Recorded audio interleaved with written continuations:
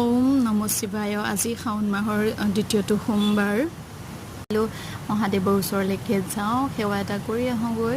সেইবুলি আমি তিনিওটাই ওলালোঁ। দেউতাক নাই ডিউটিত, গতিকে আমি তিনিওটাই এনেদৰে ওলাই মেলি যাবলৈ ৰেডি। ওচৰতে আছে মন্দিৰভাগ। তাৰপিছত এইফালে ফুল চুল ছিঙি লৈছোঁ, অপৰাজিতা ফুল, তাৰপিছতে ছিঙিছোঁ জবা ফুল। এনেদৰে 2-4-5 মান ফুল ছিঙি লৈ আমি একদম পালোঁগৈ এয়া সাৰ্বজনীন মালোৱালী শিৱ মন্দিৰ। ইমানেই ভিৰ মানে ৰাতিপুৱাৰ পৰা। এয়া চাকি দি লৈছোঁ, প্ৰথমতে চাকি ধূপ দি লৈ তাৰপিছতহে ভিতৰত যাম আৰু তাতে গাখীৰ পানী যি দিব লগা আছে, ঢালিব লগা আছে ঢালিম।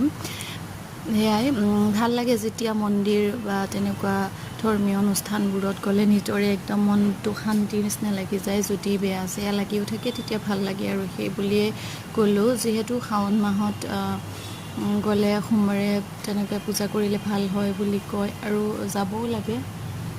সেইটোৰ কাৰণে আৰু এনেদৰে পূজা চূজা কৰি লৈছোঁ। আৰু ৰাতিপুৱা আমি 9টামান বজাতে গৈছোঁ আৰু ৰিটাৰ্ণ যেতিয়া ৰুম পাইছোঁহি 10টা বাজিছে। আৰু এয়া দেখিছেনে, ছোৱালীও ধূপ চাকি জ্বলাইছে আৰু ল'ৰাই ওচৰৰ পৰা চাই আছে। তাক জ্বলাই মেলি মানে 2ডালমান কাঠি দিব আৰু নিজে সেৱা কৰিব। এনেদৰেই ধূপ চাকি জ্বলাই লৈ আমি ভিতৰ ভাগত যাবৰ কাৰণে গাখীৰ লৈ ল'লোঁ। যিহেতু মোৰ ঘৰত গাখীৰ নাছিল, গতিকে কিনিয়ে লৈছোঁ। আৰু এয়া বেলপাত গাখীৰ কিনি লৈছোঁ, বাকী ফুল মই নিজে লৈ গৈছিলোঁ।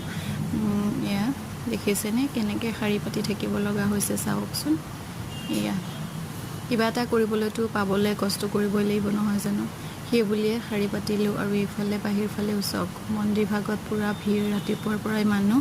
তাৰপিছত চাকি তাকি দি গাখীৰ চাকিৰ ঢালিলোঁ লিংগত। আৰু এয়া দেখিছে আমি পায়স খাই লৈছোঁ, প্ৰসাদ। তাৰপিছতে উভতিলোঁ আমি ৰুমলৈকে বুলি। এয়া আজিৰ ব্লগটো ইমানেই, আৰু কেনেকুৱা পালে জনাব। আজিলৈ আহিছোঁ, বাই বাই।